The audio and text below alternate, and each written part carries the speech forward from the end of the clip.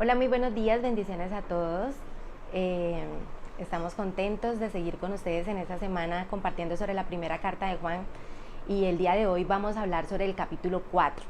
Reflexionaba con mi esposo lo que tenía que ver en el corazón de Juan, del apóstol Juan, para enseñar esta doctrina que está cimentada en esta primera carta de Juan.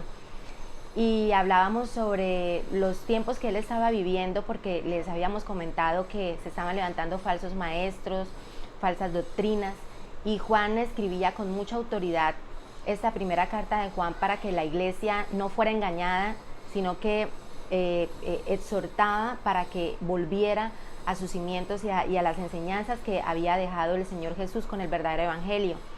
Y la reflexión la hacíamos porque en estos tiempos la iglesia está muy dada a escuchar toda clase de enseñanza o todo tipo de enseñanza que con temor y temblor nos hemos dado cuenta de que se separan de las escrituras y que han sido pensamientos de hombre. Y en la mañana de hoy queremos que usted pueda reflexionar en su corazón a la luz de la palabra que ha venido aprendiendo a través del Espíritu Santo y a través de la doctrina sana de la palabra de Dios, para que podamos direccionar nuestro corazón, nuestra conducta y nuestras creencias y la fe genuina en Jesucristo con base a ella y no con base a los pensamientos del hombre.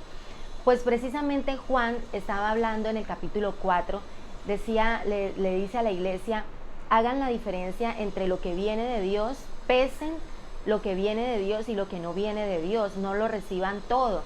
Y él hablaba, porque en la época de que él vivía, que se estaba levantando el gnosticismo y todo el tema del dualismo, él le decía a la iglesia: todo aquel que niega que Jesucristo es el Hijo de Dios es anticristo. Todo aquel que niega que Él se hizo carne para propiciación de nuestros pecados, pues está en contra de Dios, no es de Dios. Y eso es lo que ustedes tienen que juzgar y tienen que pesar como iglesia. Cuando hablamos en este capítulo 4, es bien importante y bien interesante señalar, porque mi esposo también hablaba en el capítulo 3 y los demás capítulos que hemos hablado, sobre cómo él es reiterativo en caracterizar al que es verdaderamente cristiano y al que no es cristiano, porque en la iglesia se estaban levantando falsos cristianos o falsas personas que al final daban cuenta de que no eran cristianos. Entonces él en el capítulo 4 nos enseña algo bien interesante sobre el amor de Dios y sobre lo que es Dios y lo que debemos ser nosotros. Y quiero que nos fijemos en 5 tópicos que el capítulo 4 nos enseña. En esta Biblia de estudio que nosotros estamos leyendo, nos enseña y nos habla o da la introducción de cómo el apóstol le dice al cristiano, a la iglesia: Dios es amor. Y la causa por la cual los cristianos aman consiste en que Dios es la esencia misma del amor. Sin embargo, Juan deja también claro que aunque Dios es amor y todo lo que él ha explicado del evangelio, no quiere decir que Dios no juzga o que Dios no se enoja o que en él no hay ira en contra del pecado, sino que la misma esencia del amor de Dios, aún en su justicia hacia el pecado, hacia castigar el pecado, ahí hay amor. Entonces, el primer tópico que nos dice Juan aquí es que los cristianos aman porque Dios es amor, por la esencia misma de lo que es Dios. Ese está en el versículo 7 y versículo 8.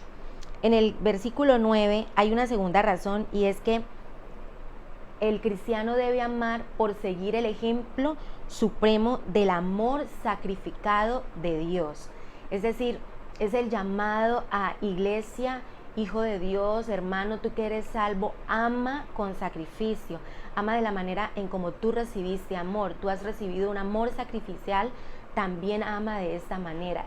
Es la característica de un cristiano. El amor cristiano debe ser sacrificado como el amor de Dios.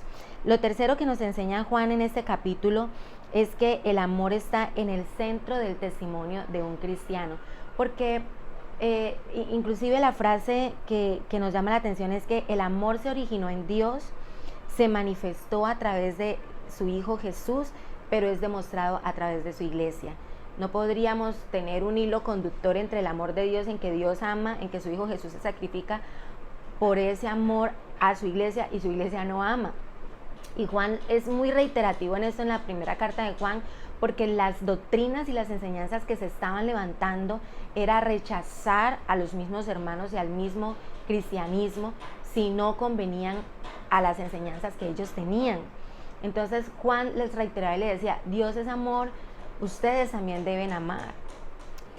La cuarta razón por la que ama un cristiano, que dice en el capítulo 4, y ya vamos en el versículo 13 al 16, que Juan dice, es porque el amor es la seguridad del cristiano. Y la quinta y última es porque el amor es la confianza del cristiano.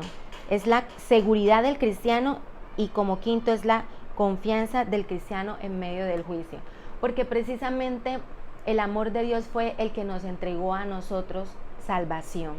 Y aunque Él, su amor lo demostró cargando toda la culpa y la ira del pecado que podía producir en Él, la abominación por el pecado, porque la Biblia dice que Dios es santo y que Él abomina el pecado.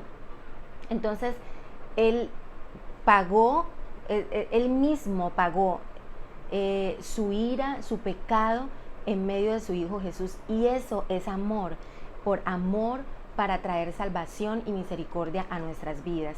Recordemos que Jesús, cuando estudiamos el libro de Juan, una de las enseñanzas que daba era amar los unos a los otros, amar a Dios, permanecer en Dios, obedecer en Dios. Esa era la enseñanza clave de las preparaciones que Jesús les estaba dando a sus apóstoles cuando ya tenía que partir del lado de ellos. Y el apóstol Juan, como uno de los apóstoles que más estuvo cerca a él, como el discípulo amado, en esta carta le está diciendo a la iglesia, recuerden lo que ustedes han aprendido, recuerden que Dios es amor, su sacrificio de amor nos entregó a nosotros salvación. Y la característica de un cristiano es que si recibe esa clase de amor, pues esa es la forma de amar que debe tener un cristiano. Amados, esperamos que esta palabra haga mella en nuestro corazón, que sobre todo nos enseñe y nos lleve a la edificación de la estatura perfecta del Maestro, y que al igual que Jesús nosotros podamos amarnos los unos a los otros, y que al igual que Dios nos podamos mantener en obediencia y en santidad a Él, rechazando lo que no viene de Él y aprobando lo que ha salido de su boca. Dios les bendiga, un abrazo